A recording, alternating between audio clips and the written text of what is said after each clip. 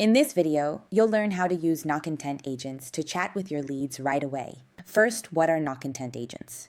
Knock intent agents are AI teammates that handle first engagement with your leads. Think about each intent agent as a new employee. You decide how much freedom they get, what they're allowed to say, and when a human takes over, you can monitor every message in real time.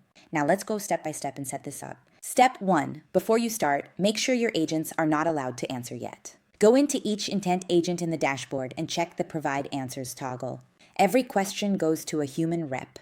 This is the safest starting point. Nothing goes live without your approval. Step 2. Choose the conversion action per intent when your reps are not available. For example, if someone reaches out about hiring, you can send them to your careers page. If it's a buyer, you can let them book a demo using knock scheduling directly from the chat. Step 3. You can create dedicated routing rules and monitoring channels per intent. For example, let's say you want partnership requests to go to the partnerships team instead of pinging your main knock updates channel. Here's how you do that. Create a new routing rule for partnership. Choose which people on your team should receive those partnership chats. That can be specific team members or a round-robin group.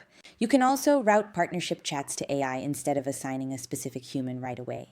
Even if your rule sends all partnership chats to AI, the first human rep who replies in the monitoring Slack channel becomes the owner of that conversation.